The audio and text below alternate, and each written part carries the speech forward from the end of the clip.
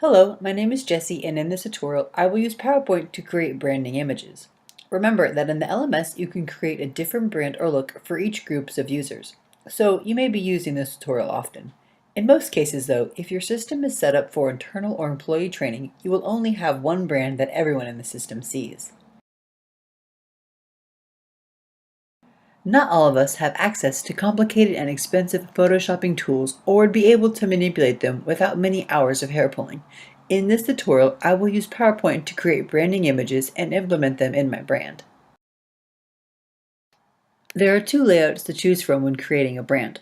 One has more white space and allows more space for graphics. We will use this layout for our example in this tutorial. Creating images will work the same way for either layout. There are a couple of images that we need to create for our narrow format brands, a banner, logo, and a default course icon. We need to create a banner image that is defined by the width setting in your branding. In this example, we will use 1200 pixels wide by 80 pixels high and a logo image that is 550 pixels wide by 250 pixels high. In this tutorial, we will first create an area with the proper aspect ratio and then create our images within those boundaries. First, we will create a template for the area that becomes our banner image. Draw a box and then resize it using the dimensions in the top right. In this example, we must use 0.8 as the height and 12 as the width. Make sure you set the outline to none. We will find an image we like, crop it, and fit it to the banner area. We can use text or images as we wish, just as long as it stays within the box. This is where you can be as artistic as you like. Just make sure it fits in the area. Now select the entire banner area, right-click your mouse and select Group. Right-click again and click Save as Picture. Save this as a JPEG or a PNG file. Next, we will create a template for the area that will become our logo image. Create another box. Use the box in the top right to set the dimensions to 2.5 by 5.5.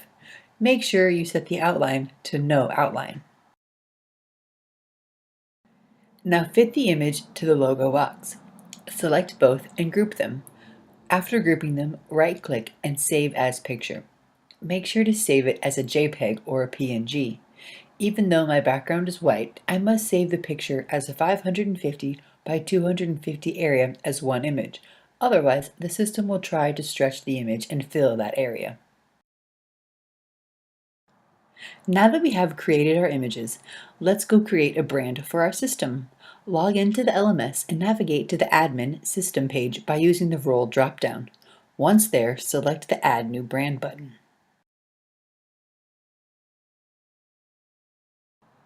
Give your brand a name, click Browse to locate the banner, logo, course icon, and favicon images you created. Set up your colors and fonts as you would like them to be displayed. The page width should be defined the same as when you created your header image. If you do not already have a default brand set for your system, this is done by clicking the Make This Default Brand box. By doing this, users who are not already a member of a group specified previously will view this brand by default.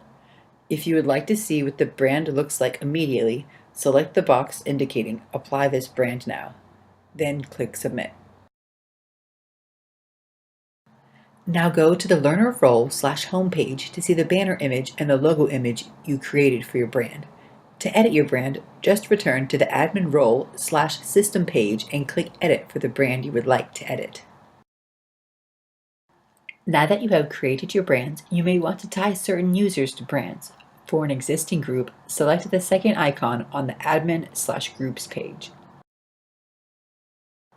Select the brand name associated with the imagery that you would like the members of this group to see when they log in. If you wish to have better control over the logo image on either the login page or the Learner/Home page, you can use the built-in editor for these page messages in the branding. On the branding page, scroll to the welcome message. Select the HTML editor button and enter the code you see here. Make sure the link is in a web address that you can type into a browser and see the image. You can then take control how large you want the image on the page to be by simply changing the width. To take a quick peek and see how it turned out, simply click the HTML button again. Thanks again for taking the time to learn how to use our learning management system. Please let us know if you need any additional help. You can contact us at ezsupport@ezlcms.com. Have a great day.